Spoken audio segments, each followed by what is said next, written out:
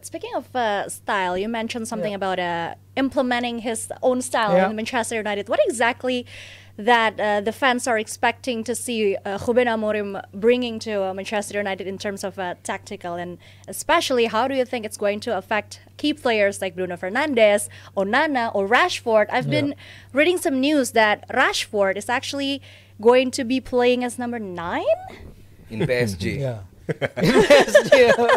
Not in United. Not in United. Because Marcus. from the 3 names you mentioned before, especially I want to focus on Onana. Okay. Onana is a customized, experience with a team that played 3-4-3 or 3-5-2 in Inter Milan.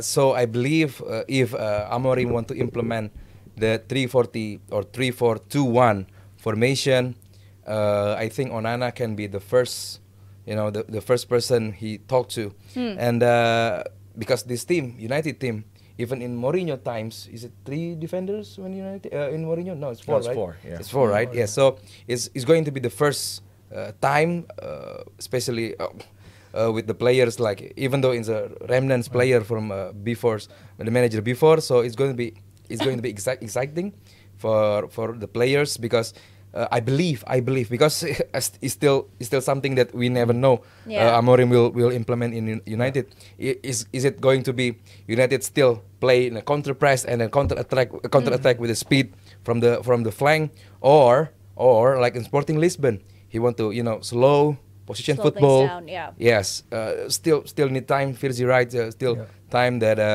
but not just time. There's a time that also they requires points, because it's United. They need to back to Europe, Europe level. But at the moment, 13 is not their level. But as Firzi said, also it's condensed. The gap is really close.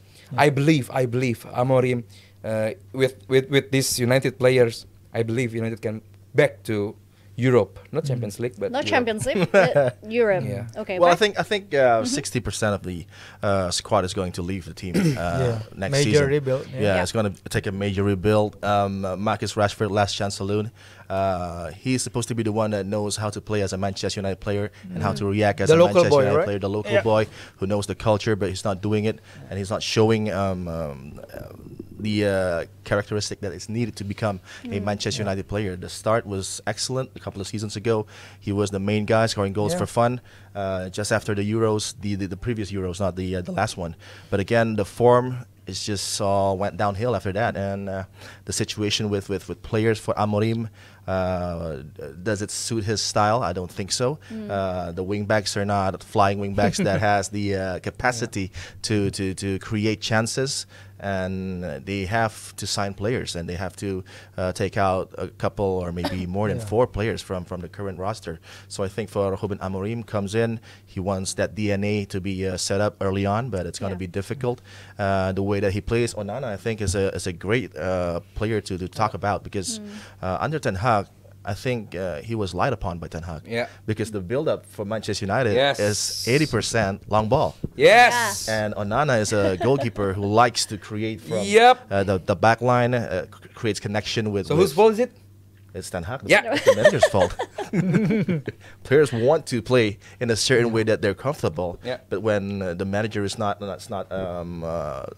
implementing the system to the players, it's going to be very difficult. So there was that disconnect between Ten Hag and a few players in the squad that I think was supposed to play in a certain way but didn't, because of the results early on in Ten Hag's career, the likes of Brighton and Brentford beating Manchester United.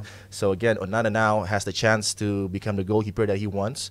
We see his talent playing for the junior side of Barcelona, for Ajax, and for Internazionale. So now this is the time for him to show up, because he has the same playing style as Israel, the goalkeeper for Sporting Lisbon, but he's even better for me, Onana. So this is again a key player which will try his best for Ruben Amorim, and in that midfield, Casemiro is even performing very well past couple of games. So again, the form coming into tomorrow's game against Ipswich is going to be crucial. Him and Kobe Minu fit again. I think we'll start in that midfield. Ugarte has a shout, but of course with his late return because of the flight to Manchester from Uruguay. So again, that midfield, I think Casemiro will play with Kobe Minu, and let's see where Fernandes fits in.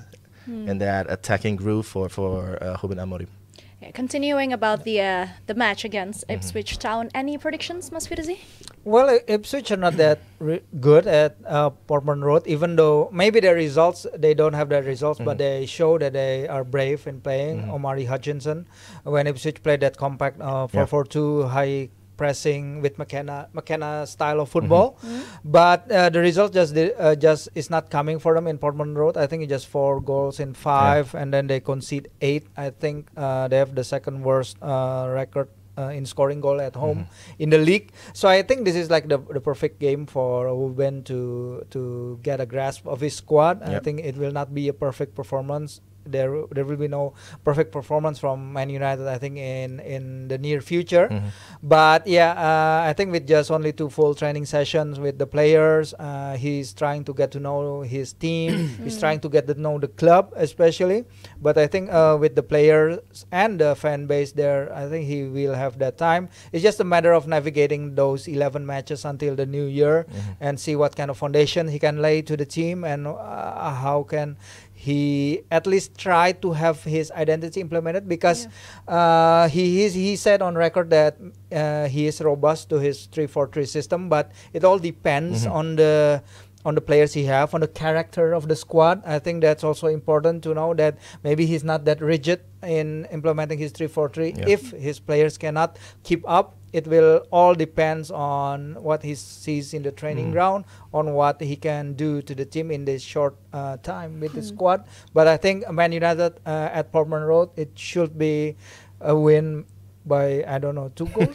2 goals. Yeah. Let's hope so. Like but what do you think about 2-0? possibly a 2-0 score? Should be good. It should be, but if you see Johnny Evans playing in that in heart of back line, defense, we don't know. We don't know what. So, in terms of holding possession for Manchester United, we know the quality of players the likes of Bruno Fernandes, and you can see Mason Mount very comfortable in that double 10 position. But off the ball, this is the problem for Manchester United, and playing against a team like Ipswich, who runs and runs, and they have Leif Davis on that left side, excellent Great player. So I think for Ruben Amorim, the problem is not on the ball, but off the ball. When you start the press, nobody works as a unit there. Who's the trigger? Who's the one that's going to start the press? Is it on the angle? Is it going to be just straightforward? Who's going to be jumping from midfield to help that press? Is it Kobe? Is it Casemiro? And that back line, if the gap is too far, like in the era of Ten Hag, the problem will persist. The It will be the structure of same the again. team, So we talk about on the ball. Maybe potentially this team is very good. They can score 2 goals maybe, but when they don't have the ball, it's a team that is lacking a lot of quality. And I think this is the one reason why Amorim needs to work with the players off the ball. And a last comment, Aldi, before we wrap up the segment. Allow me to back differ if we say the players in United cannot use. He speaks like Sherlock with the back differ. He's suddenly very Back polite differ. for some reason. With his For me, hands, for me, United players, especially on the flank, really going to be good at 3-4-3, and on the left. We have Mazra. Aldi, the Man United fan. You came out of your True. shell. Why such a change? He's like Finally, after all Sir this Jim time. Ratcliffe from Chester. Okay, Aldi. A Nice change of disguise heart, you have Aldi, all after this all time. these man. years? Yeah. So maybe Oasis fans. Oasis fan. United have really good player in Mazraoui. On the right side, they have a player like Dallo, or maybe. Do you rate Dallo as a good player? Yeah.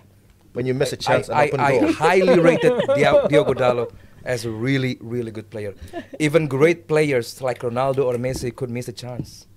But an open goal. Open goal, yeah. But But I think we pressure. need some popcorn to enjoy this no. heated discussion.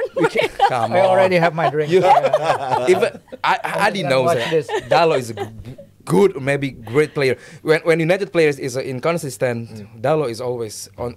High. So why is Giovanni Cuenda, a 17-year-old name, is floating around as the first player to be signed by Amorim? If you think that now Mazraoui and Dallo is the player that can provide the quality. So you tell me that Dallo is not very good player? I don't think so. I don't think he's a good player, but That's he's not it. a Manchester United player. Yeah, but He maybe is a good player for AC Milan, Why? but not for Manchester United. do you think Dallo cannot be a good player for Bayern Munchen? I don't think so. Barcelona? I don't think so.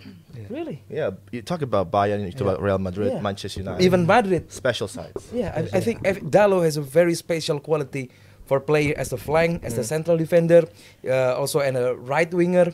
If you play that high line Yeah. and you imagine Diego Dalot Yeah. trying to engage players in that midfield towards the penalty box of the opponent, Yeah. do you think he has that capability to press Yes. good enough Because and to retain Yeah, possession to I then understand, I understand. go and deliver Yes, a good cross? because the way United press, is they not- don't press. They don't know how to Exactly. press. Yes. How can you rate players with a team that doesn't That's know why. how to press as a bad player? So No, he's a very good player in the bad teams that cannot press. That's the answer. With this team, with Amorim, maybe he can because we never know what Amorim will implement, right? But after 2 or 3 games, we but I know. think I know what he will implement. He wants He wants, players on the side to yes. go high Yeah. and retain possession as quick as they Yeah. can to then get a quality ball into the box. Even Ten Hag says so. Even Ten Hag says so. But he's too scared to do it Too scared to do it. because he doesn't have the player. Coach, manager, everybody can talk anything in the press conference. But what we saw on the pitch, that's what going to be, counted.